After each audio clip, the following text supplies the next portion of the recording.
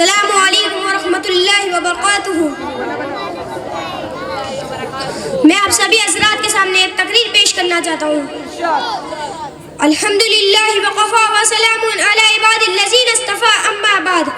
کوستے ہیں قسمت کو زندگی کو روتے ہیں، کوستے ہیں قسمت کو زندگی کو روتے ہیں، جن کو اپنے بچوں سے خدمتیں نہیں ملتی۔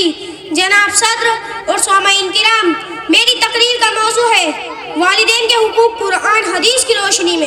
برادران اسلام، انسان اپنے وجود میں سب سے زیادہ جس کا ممنون ہے وہ خالق اکبر کی علت فاعلہ ذات کے بعد ماں اور باپ ہے۔ ماں وہ ہستی ہے جس نے بچے کو اپنا خون پلا کر بڑھایا اور 9 مہینے تک اس کی مشکل سے کر اپنے شکم میں رکھا، پھر اس کے جننے کے ناقابل برداشت تکلیف اٹھائی اور اپنا خون دودھ کی شکل میں پلایا۔ ماں کے ساتھ جو دوسری ہستی بچے کی تکوین و تولید میں شریک ہے وہ باپ ہے۔ بچے کی نشو و نما اور تربیت میں ماں کے بعد باپ ہی کی جسمانی و مالی کوشش شامل ہے۔ والدین نے اولاد کی پرورش و پرداخت میں اپنی ہر راحت قربان، اپنا ہر آرام تر، اپنی ہر خوشی نثار کر دی، لہٰذا اولاد پر فرض ہے کہ اپنے والدین کی کوششوں سے حاصل کی ہوئی قوت کا شکرانہ ماں باپ کی خدمت کی صورت میں ادا کر۔ ارشاد خداوندی ہے، تیرے رب نے فیصلہ کر دیا کہ تم اس کے سوا کسی کی بندگی نہ کرو اور والدین کے ساتھ نیک سلوک کرو۔ ان میں سے ایک یا دونوں تمہارے سامنے بڑھاپے کو پہنچ جائے تو ان کو اوف بھی نہ کہو، نہ انہیں جھڑکیاں دو اور ان سے ادب سے بولو۔ ان کے لیے اطاعت کا بال محبت سے جھکا دو اور دعا کرو، اے میرے پروردگار ان پر رحم فرما جس طرح ان دونوں نے بچپن میں میری پرورش فرمائی۔ حتیٰ کہ ماں باپ اگر غیر مسلمان بھی ہو تب بھی اللہ تعالیٰ نے دنیا میں ان کے ساتھ نیک برتاؤ کرنے کا حکم دیا ہے۔ اولاد جو مال بھی خرچ کرے اس کے اولین حقدار ماں اور باپ ہے۔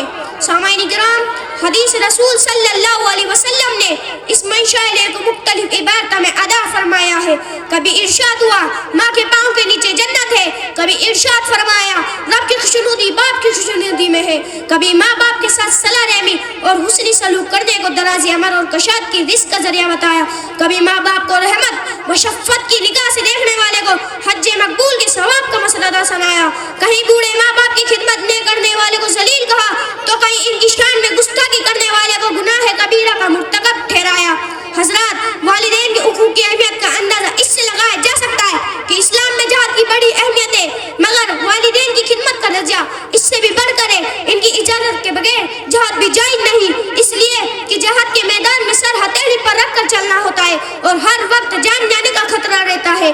اس لیے والدین کی اجازت کے بغیر ان کو اپنے اس جسم و جان کو کھینے کا حق نہیں، جن کو ان کی خدمت کے لیے وقف ہونا چاہیے۔ یہی نہیں بلکہ بیوی اور والدین کے درمیان کوئی ناقابل حل اختلاف ہو جائے اور ان دونوں میں سے کسی ایک کو مجبوری چاہے دینی پڑے تو اسلام کا حکم ہے اس حال میں والدین کی اطاعت کی جائے، اس لیے کہ بیوی کا تعلق ایسا ہے جس کو قانون اور عہد نے پیدا کیا ہے، جو ٹوٹ کر جڑ سکتا ہے اور مٹ کر بدل سکتا ہے، لیکن والدین کا فطر تعلق ناقابل شکست اور ناقابل تغیر ہے۔